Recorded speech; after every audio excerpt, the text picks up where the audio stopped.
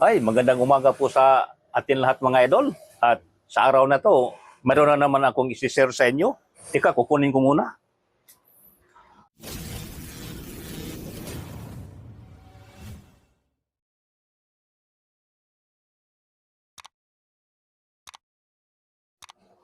Ito na po siya mga idol.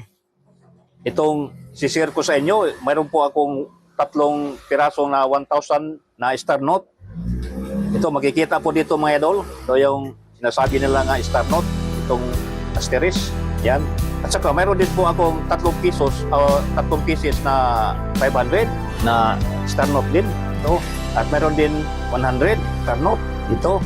4, 5, 6, 7, 8, 9, 10, 11, 12, 13. 13 pieces mga idol. Star note. At mayroon din ako na 50 pesos star note.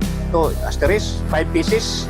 At mayroon din na ito, dito star note pero ito sa kanyang serial number, tuloy-tuloy nga 7, 4 na 7, diretso. Pero ito, star note ito, yan, kikita sa gilid. Ito, 1, 2, 3, 4, 5 pieces. Ito po mga idol, 2019.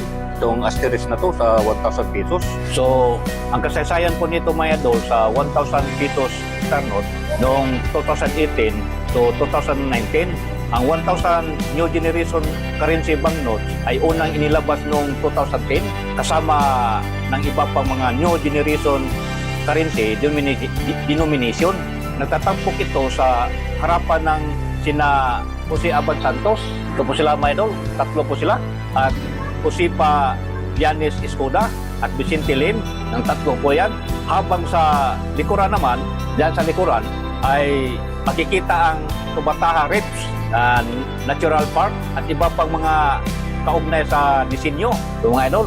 At noong 2017 pataas, nagkaroon ng mga pagbabago at dagdag na security features sa new generation currency banknotes. Ang mga pirang may 2018 at 2019 year mark ay kabilang pa rin sa panahon ginagamit ng paper new generation currency banknotes bago dumating ang enhanced new generation currency banknotes noong 2020.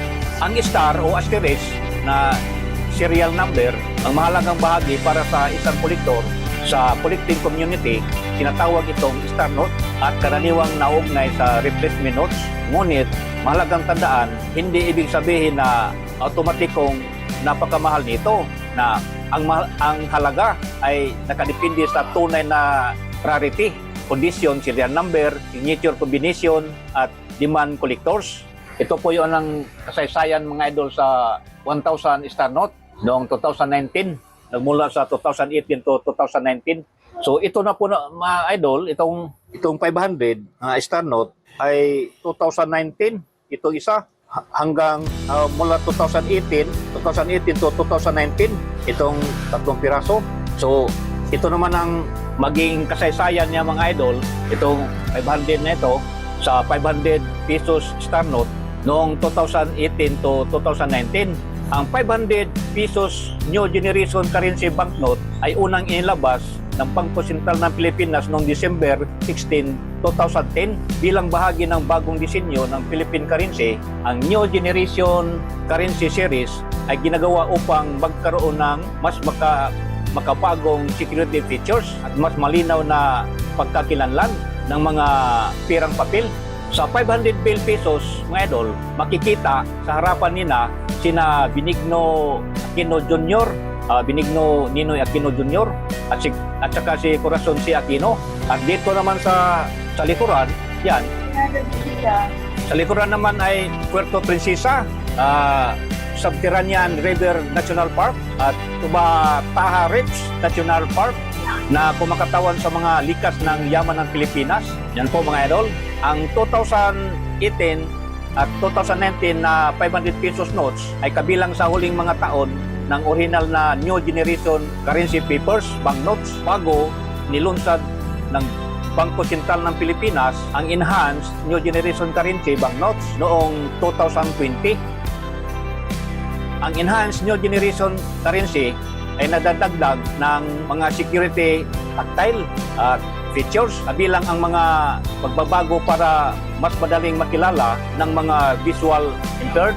At ano naman ang star note? Ang asterisk sa serial number ang dahilan kung bakit tinatawag ito na collectors na star note sa currency collecting. Ang ganitong note ay karaniwang ginagamit bilang replacement note para palitan ang isang banknote na kailangan alisin sa production o circulation dahil sa printing problem.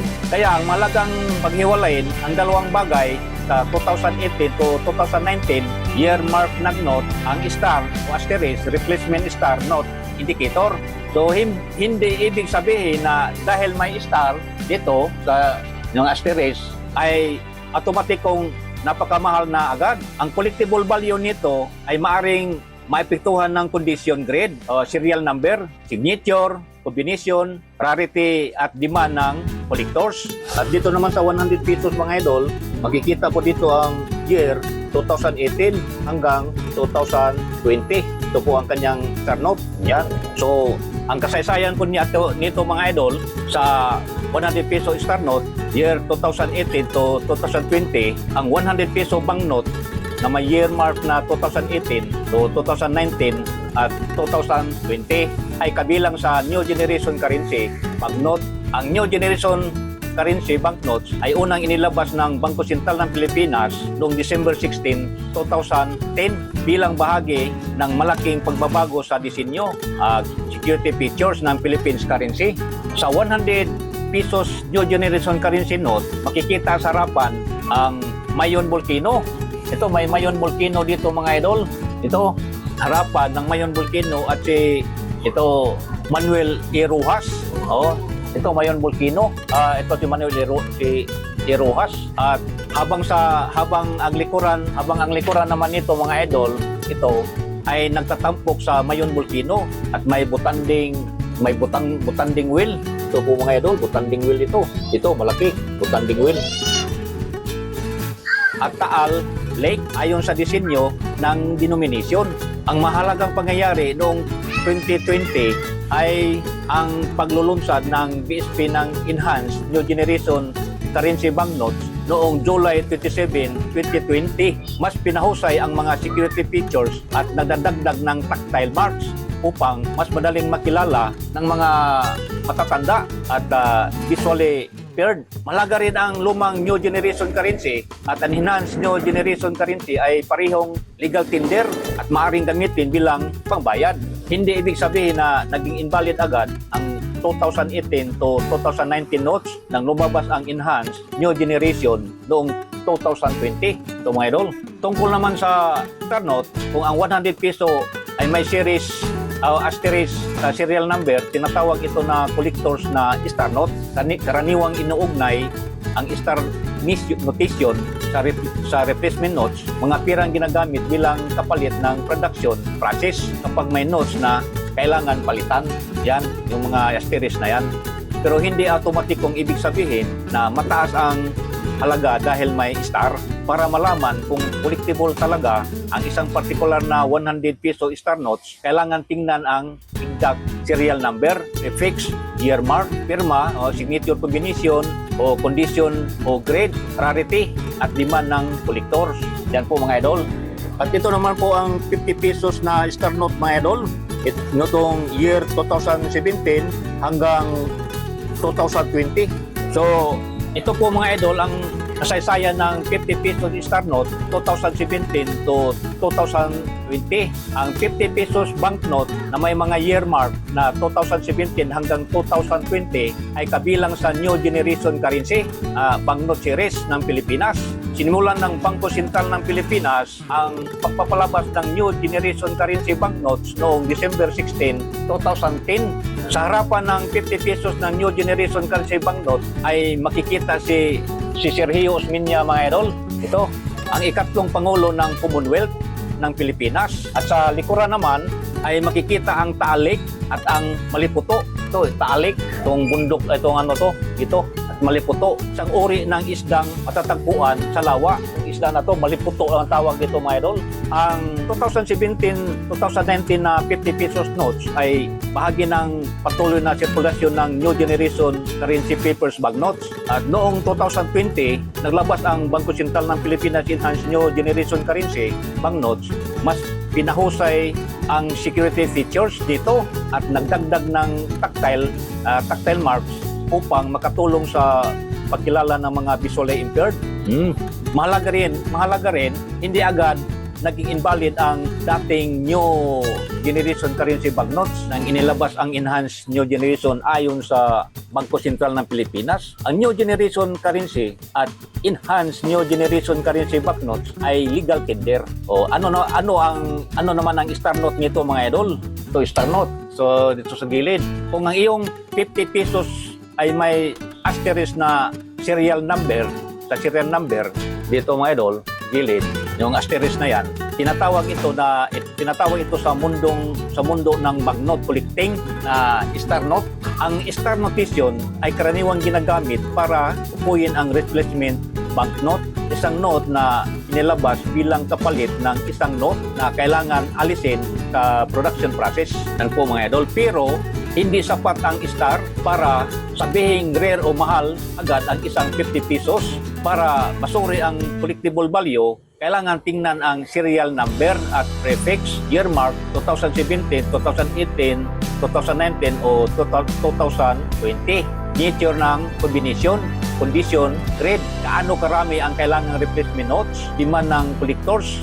At ito mga idol, sa 20 pesos star note, meron ako dito nga 2018 hanggang 2019.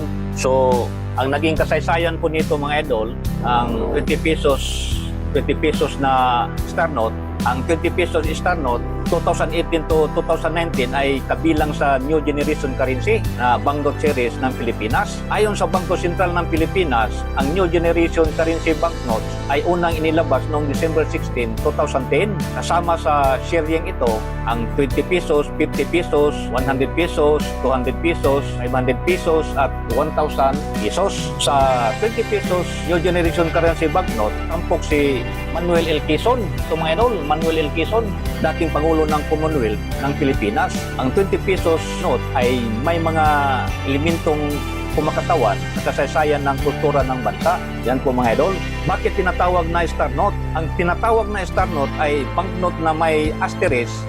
Ito pa rin mga idol, asterisk sa serial number sa pagpupulikta ng banknotes. Ang ganitong marka ay karaniwang ginagamit upang tukuyin ang isang replacement note. Mahalagang tandaan na hindi automatikong rare o mahal ang bawat star note. Ang collectible value nito ay nakadepende sa serial number at prefix, saka year mark 2018 o 2019, kondisyon ng papel, signature combination, rarity ng particular na replacement range, demand at collectors. At malagang pangyayari noong 2019, may malagang pagbabago sa kasaysayan ng 20 pesos noong December 17, 2019 ay nilabas ng Bangko Sentral ng Pilipinas 20 pesos New Generation Currency Coin. Ginagawa ito dahil ang 20 pesos banknote ang isa sa pinakamadalas gamitin at dahil dito ay mabilis itong napupudpud at kailangan ito mapalitan. Ang 20 pesos banknote ay hindi naging biglang invalid nang lumabas ang 20 pesos coin. Ayon sa Bangko Sentral ng Pilipinas, ang 20 pesos banknotes ay unti-unting inalis sa circulation sa pamagitan ng natural attrition habang ginagamit at pinapalitan ang mga lumang notes. Kaya ang 2018 to 2019 20 pesos star note ay interesting para sa collecting dahil nasa panahon ito bago at kasabay ng malaking pagbabago mula 20 pesos paper banknote patungo sa 20 pesos coin. Yun po mga idol ang kasaysayan sa mga star note nito mula 20 pesos, 50, 100 at saka 500 to 1,000. Yan po ang naging kasaysayan niya mga idol. So, meron po dito nga isang serial number, hindi ko alam kung ano ito. Kung sakali ay makikita ito ng ating mga collectors, pwede po na pati-comments po kayo mga idol kung sino po kaya ang interesado o gustong magtanong maraming salamat po sa panonood niyo mga idol tungkol po dito sa ating Star Note na 1,500, 100 at saka 50 at saka 50 pesos. Kung nagustuhan niyo mga idol ang video na ito, huwag pong kalimutan na mag-like, mag-share at mag-subscribe. At huwag din kalimutan na pindutin ang bell mga idol para sa sunod kong video. Maraming salamat po mga idol.